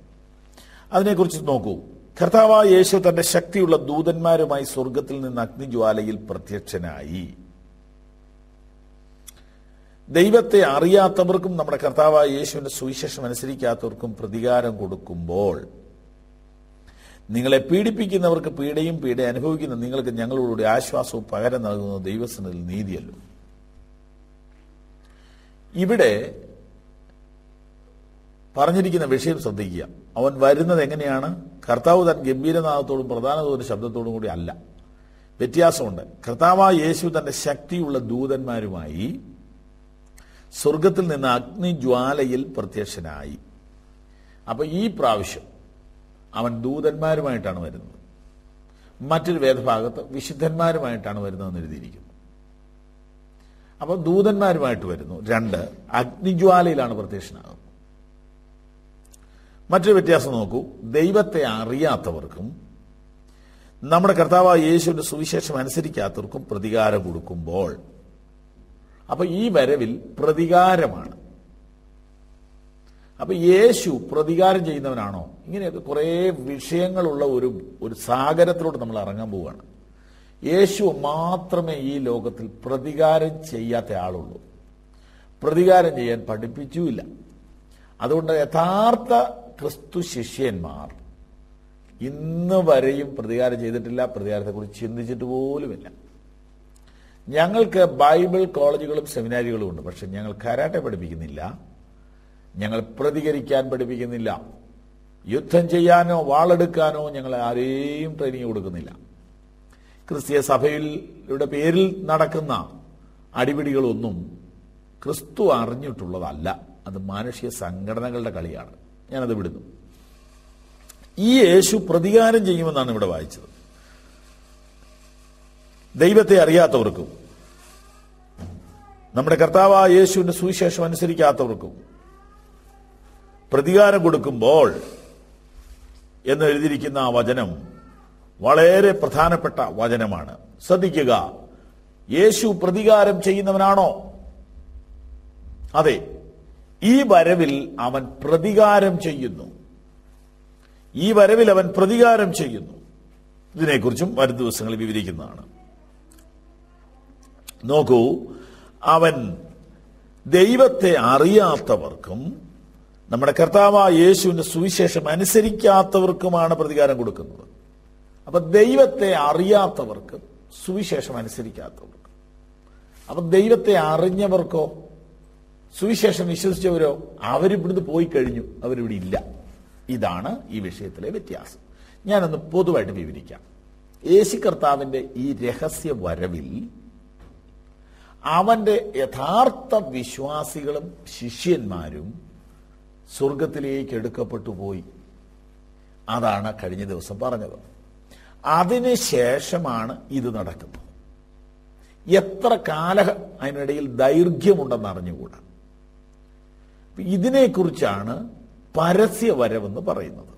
കാരണം ദൂതന്മാരുമായിട്ടാണ് വരുന്നത്, ലോകത്തെ മുഴുവൻ ഇത് ബന്ധിപ്പിച്ചുകൊണ്ടാണ് വരുന്നത്. എന്നാൽ മറ്റേ വരവ് രഹസ്യത്തിലാണ്, അത് വിശുദ്ധന്മാർക്ക് വേണ്ടിയുള്ളതാണ്. ഈ കാര്യങ്ങൾ ഞാൻ നിങ്ങളെ പഴയ നിയമത്തിൽ നിന്ന് വായിച്ചു കേൾപ്പിക്കാം. സഖരിയ പ്രവചനം 14 അധ്യായം 4 വാക്യം, പേജ് നമ്പർ 898, 898. സഖരിയ പ്രവചനം 14 അധ്യായം 4 വാക്യം. അന്നാളിൽ അവന്റെ കാൽ യെരുശലേമിനെതിരെ കിഴക്കുള്ള ഒലിവുമലയിൽ നിൽക്കും. ഒലിവുമല കിഴക്ക് പടിഞ്ഞാറായി നടുവേ പിളർന്നു പോകും. ഏറ്റവും വലിയൊരു താഴ്വര ഉളവാകും. മലയുടെ ഒരു പാതി വടക്കോട്ടും മറ്റേ പാതി തെക്കോട്ടും വാങ്ങിപ്പോകും. ഇതൊരു പ്രവചന വിഷയമാണ്. ഒലിവുമല എന്ന് പറയുന്നത് ഭൂമിയിൽ ഭൂപട മാപ്പിനകത്തുള്ളൊരു സ്ഥലമാണ്. ഈ സ്ഥലത്ത് സംഭവിക്കാൻ പോകുന്ന ഒരു വലിയ പിളർപ്പ്, ഭൂമി പിളരുന്ന ഒരു സംഭവം, പർവ്വതം പിളരുന്ന ഒരു സംഭവം പ്രവചനത്തിൽ കിടപ്പുണ്ട്. ഇതുവരെ നടന്നിട്ടില്ല, നടക്കും. എപ്പോഴാണ് സംഭവിക്കുക? അന്നാളിൽ യേശുവിന്റെ കാൽ യെരുശലേമിനെതിരെ കിഴക്കുള്ള ഒലിവുമലയിൽ നിൽക്കും. നിങ്ങൾ കഴിഞ്ഞ ദിവസത്തെ സന്ദേശം കേട്ടവരാണെങ്കിൽ നിങ്ങൾക്കത് മനസ്സിലാകും. അപ്പോസ്തല പ്രവൃത്തി 1 അധ്യായം 9 വാക്യത്തിൽ വായിച്ചപ്പോൾ ഒലിവും മലയിൽ നിന്നാണ് യേശു സ്വർഗാരോഹണം ചെയ്തത്. ഒലിവുമലയിൽ യേശു തന്റെ ശിഷ്യന്മാരും കൂടെ കൂടി നിൽക്കുമ്പോൾ യേശു അവരെ അനുഗ്രഹിക്കുകയിൽ സ്വർഗാരോഹണം ചെയ്തു. അത്തരുണത്തിൽ ശിഷ്യന്മാർ മേലോട്ട് നോക്കി നിൽക്കുമ്പോൾ 2 മാലാഖമാരവിടെ പ്രത്യക്ഷപ്പെടുകയും നിങ്ങളെ വിട്ട് സ്വർഗാരോഹണം ചെയ്ത ഈ യേശു പോയതുപോലെ തിരികെ വരുമെന്ന് പറഞ്ഞു. പോയതുപോലെ എന്ന് പറഞ്ഞാൽ ഈ വേഷത്തിൽ, ഈ രൂപത്തിൽ, ഇതേ സ്ഥലത്ത്. അപ്പോൾ ഒലിവുമലയിൽ നിന്ന് അവൻ പോയി, ഒലിവുമലയിലേക്ക് അവൻ വരും. ഈ കാര്യമാണ് ഞാനിവിടെ വായിച്ചത്. സഖരിയ പ്രവചനം 14:4. അന്നാളിൽ അവന്റെ കാൽ യെരുശലേമിന് കിഴക്കുള്ള ഒലിവുമലയിൽ നിൽക്കും. ഒലിവുമല കിഴക്ക് പടിഞ്ഞാറായി നടുവേ പിളർന്നു പോകും. ഇതൊരു യഹൂദനോട് ബന്ധപ്പെട്ട ഫലമാണ്, സംഭവമാണ്. വിശദീകരിക്കാം. യേശുക്രിസ്തുവിന്റെ മടങ്ങിവരവിന്റെ 2ാം ഘട്ടം പൊതുവെ പറഞ്ഞാൽ യഹൂദനെ ഉദ്ദേശിച്ചാണ്. യഹൂദന്റെ ഒരു പ്രതീക്ഷയാണ് മശിഹായുടെ വരം. അപ്പോൾ മെശിഹ വരുമ്പോൾ യഹൂദന് രാഷ്ട്രം തിരികെ കിട്ടുമെന്നും നഷ്ടപ്പെട്ടതെല്ലാം തിരിച്ചു കിട്ടുമെന്നും അവൻ വിശ്വസിച്ചിരുന്നു. പക്ഷേ അതിന് പല പല പ്രശ്നങ്ങളുണ്ട്, അതെല്ലാം വിവരിക്കേണ്ടതാണ്. ചുരുക്കി ഞാനങ്ങ് പറയട്ടെ. ഇപ്പോൾ കർത്താവിന്റെ സുവിശേഷം വിശ്വസിച്ചിരിക്കുന്ന സകല വിശുദ്ധന്മാർക്കും വേണ്ടി യേശു രഹസ്യമായി വരും, ആകാശത്തിൽ വരും. ആ സമയത്ത് അവന്റെ ശബ്ദത്തിന്റെ മുമ്പിൽ ജീവിച്ചിരിക്കുന്നവർ രൂപാന്തരപ്പെടുകയും മരിച്ചവർ ഉയർത്തെഴുന്നേൽക്കുകയും ചെയ്തിട്ട് ആകാശത്തിൽ കർത്താവിനെ എതിരേൽപ്പാൻ മേഘങ്ങളിൽ എടുക്കപ്പെടും. അപ്പോൾ പിന്നെ സഭ ഇവിടെ ഇല്ല.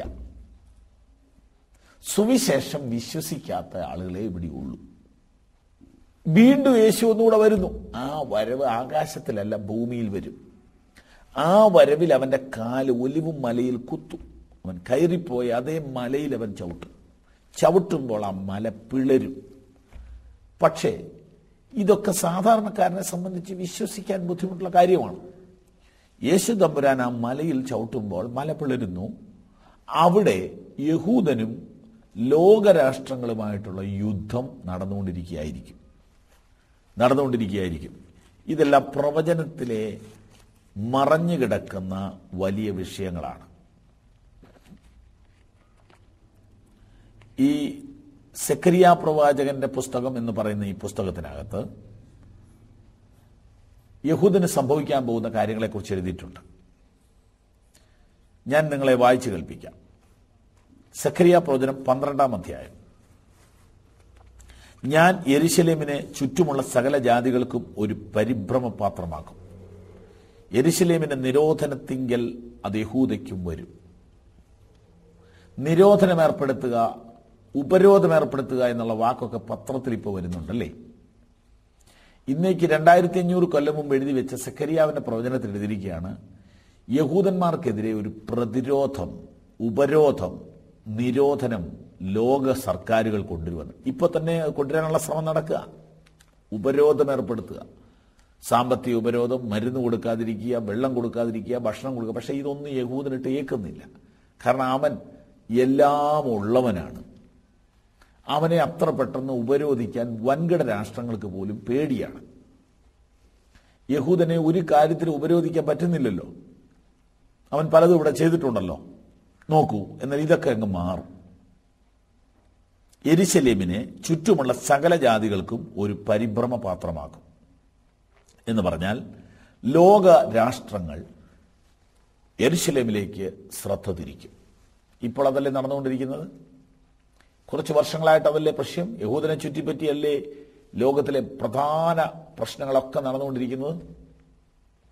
വേൾഡ് ട്രേഡ് സെന്ററിനെ കുറിച്ച് ഉള്ള വാർത്ത മനുഷ്യന്റെ ഹൃദയത്തിൽ നിന്ന് പോയിട്ടില്ലല്ലോ. അതിന്റെ പിന്നിൽ ആരാ പ്രവർത്തിച്ചെന്നുള്ള കാര്യത്തിൽ കറക്റ്റ് ഇന്നുവരെ പിടികിട്ടിയിട്ടില്ലല്ലോ. ചില വാർത്തകളൊക്കെ സംശയാസ്പദമായി പത്രത്തിൽ വന്നിരുന്നല്ലോ. യഹൂദന്റെ പേര് അതിനകത്ത് ചേർത്തുള്ള ചില വാർത്തകളും വന്നിരുന്നല്ലോ. അപ്പൊ ഇതെല്ലാം സംശയകരമായി കിടക്കുന്നു അല്ലേ. യഹൂദനും പലസ്തീനും അറബിയും അമേരിക്കയും ബ്രിട്ടനും ഒക്കെ ചേർന്നുള്ള ഒരു കളി നടക്കാൻ തുടങ്ങിയിട്ട് വർഷങ്ങൾ കുറേയായി. യഹൂദന് മാത്രം ഒരു വിട്ടുവീഴ്ചയ്ക്ക് തയ്യാറുമല്ല. അതിൻ്റെ എല്ലാം കാരണങ്ങൾ ഞാൻ വിവരിക്കാം. ബൈബിളിൽ ഒരു പ്രത്യേക സ്ഥലവിഭാഗം യഹൂദന് വേണ്ടി ദൈവം മാറ്റിവെച്ചിരിക്കുന്നതായിട്ട് ബൈബിൾ പറയുന്നു. അത് തിരിച്ചു കിട്ടുവോളം അവൻ അടങ്ങിയിരിക്കില്ല. അത് വേറൊരു വിഷയം. നമുക്ക് നമ്മുടെ വിഷയത്തിലൂടെ പോകാം. യെരുശലേമിന്റെ നിരോധനത്തിങ്കിൽ അത് യഹൂദയ്ക്കും വരും. ചുരുക്കി പറഞ്ഞാൽ ഉപരോധമുണ്ടാകും. അന്നാളിൽ അവൻ യെരുശലേമിനെ സകല ജാതികൾക്കും ഭാരമുള്ള കല്ലാക്കി വയ്ക്കും. അതിനെ ചുമക്കുന്നവരൊക്കെയും കഠിനമായി മുറിവേൽക്കും. നിങ്ങൾക്ക് മനസ്സിലാവുന്നുണ്ടോ? ഇസ്രായേലിനെ സപ്പോർട്ട് ചെയ്യുന്നവരും കൂടെ മുറിവേൽക്കുമെന്ന്. ഇപ്പോൾ പലരും സപ്പോർട്ട് ചെയ്യുന്നത് കൊണ്ടാണ് അവർ നിൽക്കുന്നത്. അമേരിക്ക സപ്പോർട്ട് ചെയ്യുന്നുണ്ട്, പല രാഷ്ട്രങ്ങൾ സപ്പോർട്ട് ചെയ്യുന്നുണ്ട്. എന്നാൽ ദൈവം ഇവരെ ശിക്ഷിക്കുന്ന ഒരു സമയം വരും. അന്ന് ആരിവരെ സപ്പോർട്ട് ചെയ്യുന്നു അവനും അടി കിട്ടും. അവനെ ചുമക്കുന്നവൻ കഠിനമായി മുറിവേൽക്കും. ഒരർത്ഥത്തിൽ പറഞ്ഞാൽ മുറിവേറ്റില്ലേ? അമേരിക്കയ്ക്ക് സെപ്റ്റംബറിലേറ്റ മുറിവ് ചരിത്രത്തിൽ ഇന്ന് വരെ ഒരു രാഷ്ട്രത്തിനും ഏൽക്കാത്ത മുറിവാണ്. ആ മുറിവ് ഉണങ്ങിയിട്ടില്ല. അത് ഉണക്കാൻ ആരെ കൊണ്ടും പറ്റില്ല. അത് മറക്കാനാവാത്ത ഒരു ഡേറ്റ് ആയിട്ട് ചരിത്രത്തിൽ എഴുതി കഴിഞ്ഞു. സെപ്റ്റംബർ 11 ചരിത്രത്തിൽ ആർക്കും മായ്ക്കാൻ പറ്റാത്ത ഒരു ഡേറ്റായി. അതൊരു മുറിവാണ്. അമേരിക്കയ്ക്ക് ഒരു വലിയ മുറിവാണ് ഏറ്റത്. അതിൽ പിന്നെയാണ് തീവ്രവാദികളെ അമർച്ച ചെയ്യണമെന്നൊക്കെ പറഞ്ഞ് എല്ലാവരും ഇപ്പോൾ യൂണിയൻ കൂടിയത്. ശ്രദ്ധിക്കൂ, അവനെ ചുമക്കുന്നവർ മുറിവേൽക്കുമെന്ന ബൈബിൾ പ്രവചനം നിറവേറിയെന്നാണ് ഒരു സുവിശേഷകൻ പറയാനുള്ളത്. ഈ മുറിവ് കൊണ്ട് തീർന്നില്ല. കഠിനമായി മുറിവേൽക്കുമെന്ന പ്രവചനം. കഠിനമായി മുറിവേൽക്കും. ബ്രിട്ടനും ഈ വർഷത്തിൽ മുറിവ് കുറെ ഏറ്റു. ധാരാളം സ്ഫോടനങ്ങൾ വൻകിട രാഷ്ട്രങ്ങളിൽ നടന്നുകൊണ്ടിരിക്കുക. സുവിശേഷകന്മാർക്ക് ഈ കാര്യത്തിൽ ഒരു വീക്ഷണമുള്ളത് ഇത് പ്രവചനത്തിന്റെ നിറവേറലാണെന്നാണ്. ശ്രദ്ധിക്കൂ, അന്നാളിൽ ഞാൻ യെരൂശലേമിനെ സകല ജാതികൾക്കും ഭാരമുള്ള കല്ലാക്കി വയ്ക്കും. അതിനെ ചുമക്കുന്നവരൊക്കെയും കഠിനമായി മുറിവേൽക്കും. യെരൂശലേമിനെ, ഇസ്രായേലിനെ സപ്പോർട്ട് ചെയ്യുന്നവർക്കെല്ലാം മുറിവുണ്ടാകും. ഭൂമിയിലെ സകല ജാതികളും അതിന് വിരോധമായി കൂടേണ്ടി വരും. ചുരുക്കി പറഞ്ഞാൽ, ഇങ്ങനെ മുറിവേറ്റ് എല്ലാവരും ഇവരെ കൈവിടും. ബൈബിൾ പ്രവചനം ശ്രദ്ധിച്ചോ. ഇന്നത് നടന്നിട്ടില്ലെങ്കിൽ ഈ ഡേറ്റ് ഇട്ട് നിങ്ങൾ കുറിച്ചു വെച്ചോളൂ, ഇത് സംഭവിക്കും. ഭൂമിയിലെ സകല ജാതികളും ഇസ്രായേലിന് വിരോധമായി കൂടി വരും. അങ്ങനെ ഒരു കാലം വരുമെന്ന് ഇന്നേ ഡേറ്റിൽ ഈ സന്ദേശം നിങ്ങൾ മനസ്സിൽ കുറിച്ചുകൊള്ളൂ. ലോകത്തിലുള്ള സകല രാഷ്ട്രങ്ങളും കൂടെ ഒരുമിച്ച് കൂടുന്ന ഒരു കാലം വരും. അങ്ങനെ ഒരു സർവ്വലോക ഭരണം വരും. അങ്ങനെ ഇന്ത്യയും അമേരിക്കയും റഷ്യയും ബ്രിട്ടനും സകല രാഷ്ട്രങ്ങളും കൂടെ കൂടിയുള്ള ഒരു യൂണിയൻ ഉണ്ടാകും. എല്ലാവരും കൂടെ കൂടി ഈ തീവ്രവാദത്തെ എതിർക്കാൻ ഇപ്പോൾ സമ്മേളിക്കുന്നുണ്ടല്ലോ. ഇതെല്ലാം ഈ പ്രവചനം നിറവേറാൻ വേണ്ടിയാണ്. അങ്ങനെ ഇവരെല്ലാം കൂടെ ഒന്നുകൂടിയിട്ട് ഇവരോടുകൂടെ യോജിക്കാത്ത ഒറ്റ രാജ്യം വരും, അത് ഇസ്രായേലായിരിക്കും. അങ്ങനെ വരുമ്പോൾ ഭൂമിയിലെ സകല ജാതികളും ഇസ്രായേലിന് വിരോധമായിട്ട് കൂടും. ഒരു കൊച്ചു രാജ്യം ഒറ്റയ്ക്കും ബാക്കി ഭൂമിയിലുള്ള മുഴുവൻ രാജ്യങ്ങളും ധനവാന്മാരും മിടുക്കന്മാരും ആണവരാഷ്ട്രങ്ങളും ഒരുമിച്ച് നിൽക്കും. പക്ഷെ ആ യുദ്ധത്തിൽ ഇസ്രായേൽ ജയിക്കും. ഇത് പറയുന്നത് ബൈബിളിന്റെ അടിസ്ഥാനത്തിലാണ്. അത് സംഭവിച്ചില്ലെങ്കിൽ ഈ പ്രവചനം തെറ്റും. ഇത് സംഭവിക്കാൻ പോവുകയാണ്. എന്ത് സംഭവിക്കും? അന്നാളിൽ ഞാൻ കുതിരയെയും ഏത് കുതിരയെയും സ്തംഭനം കൊണ്ടും പുറത്തു കയറിയവനെ ഭ്രാന്ത് കൊണ്ടും ബാധിക്കും. യഹൂദ ഗൃഹത്തിന്മേൽ ഞാൻ കണ്ണ് തുറക്കുകയും ജാതികളുടെ ഏത് കുതിരയെയും അന്ധത പിടിപ്പിക്കുകയും ചെയ്യുമെന്ന് യഹോവയുടെ അരുളപ്പാട്. ചുരുക്കി പറഞ്ഞാൽ, ഞാൻ ഇന്നത്തെ സന്ദേശം തീരാൻ പോകുന്നു. ആ യുദ്ധത്തിൽ ഒരു കൊച്ചു രാഷ്ട്രത്തോട് ലോകത്തിലെ വൻകിട രാഷ്ട്രങ്ങൾ ഒരുമിച്ച് കൂടി യുദ്ധം ചെയ്യുന്നു. എന്ത് ചെയ്യും? സ്വർഗത്തിലെ ദൈവം യഹൂദന് വേണ്ടി ഇറങ്ങി വരും. ഇറങ്ങി വന്നിട്ട് എതിർ കക്ഷികളുടെ യുദ്ധായുധങ്ങളെ മരവിപ്പിക്കും. കുതിരയെ ഭ്രാന്ത് പിടിപ്പിക്കും എന്ന് പറഞ്ഞാൽ അന്നത്തെ ഭാഷയാണ്. അന്നത്തെ യുദ്ധത്തിന് മുൻനിരയിൽ നിൽക്കുന്നത് ടാങ്ക് അല്ല, ബോംബല്ല, തോക്കല്ല, കുതിരയാണ്. കുതിരയെ ഭ്രാന്ത് പിടിപ്പിക്കുമെന്ന് പറഞ്ഞാൽ ഇന്നത്തെ ഭാഷ പറയാം, ഈ യുദ്ധ ആയുധങ്ങളൊന്നും വർക്ക് ചെയ്യാതെ വരും, ഈ ബോംബുകളൊന്നും വർക്ക് ചെയ്യാതെ വരും, പൊട്ടാതെ വരും. ഇത് ചുമന്നുകൊണ്ട് പോകുന്ന വാഹനങ്ങളൊക്കെ സ്റ്റക്കാവും. കുതിരയെ ഭ്രാന്ത് പിടിപ്പിക്കുക എന്ന് പറഞ്ഞാൽ യുദ്ധത്തിന് പോകേണ്ട ശക്തിയേറിയ പടയാളിയെ കൊണ്ട് പോകുന്ന കുതിര തലയ്ക്ക് വെളിവില്ലാണ്ടാകുമെന്ന്, തിരിഞ്ഞു പോകുമെന്ന്. അതെ, ആധുനിക യുദ്ധ ഉപകരണങ്ങളൊന്നും സമയത്ത് വർക്ക് ചെയ്യാതെയാവും. അങ്ങനെ ഈ കൊച്ചു രാജ്യത്തിന്റെ മുൻപിൽ ഈ വൻകിട രാഷ്ട്രങ്ങൾ വല്ലാത്തൊരു ഒരവസ്ഥയിലെത്തും. ഈ സമയത്തായിരിക്കും യേശുക്രിസ്തുവിന്റെ രണ്ടാം വരവ്. ഈ സമയത്തായിരിക്കും യേശുക്രിസ്തുവിന്റെ പ്രത്യക്ഷമായ വരവ്. ഓർക്കുക, അന്ന് ഞങ്ങൾ ഇവിടെ ഉണ്ടാവില്ല, അന്ന് നമ്മൾ ഇവിടെ ഉണ്ടാവില്ല. അതിനാണ് ഈ സുവിശേഷം ഇപ്പോൾ നിങ്ങളോട് പറയുന്നത്. വളരെ പ്രധാനപ്പെട്ട സന്ദേശമാണ്. അടുത്ത ദിവസം കേൾക്കാൻ മറക്കരുത്. അന്ന് നിങ്ങൾ ഇവിടെ ഉണ്ടാവില്ല. ഈ സുവിശേഷം വിശ്വസിക്കുന്ന നിങ്ങൾ ഈ യുദ്ധം കാണാൻ ഇവിടെ ഉണ്ടാവില്ല. കാരണം അതിനു മുമ്പ് യേശുക്രിസ്തു തന്റെ സഭയെ ഇവിടുന്ന് മാറ്റും. ഭീകരമായ ആ യുദ്ധം നടക്കുന്നതിന് മുമ്പ് സഭ സുരക്ഷിത സ്ഥലത്തേക്ക് ട്രാൻസ്ഫർ ചെയ്യും. അതിന്റെ പേരാണ് ഉൽപ്രാപണം. പ്രിയപ്പെട്ടവരെ, ഈ സന്ദേശം കേൾക്കണം കേട്ടോ. ഇതൊക്കെ വായിക്കണം, ഗ്രഹിക്കണം. കർത്താവിന്റെ വരവിന് വേണ്ടി നിങ്ങൾ ഒരുങ്ങണം, നിശ്ചയമായിട്ടും ഒരുങ്ങണം. മറക്കണ്ട, ഈ സന്ദേശം തീർന്നിട്ടില്ല, തുടരും.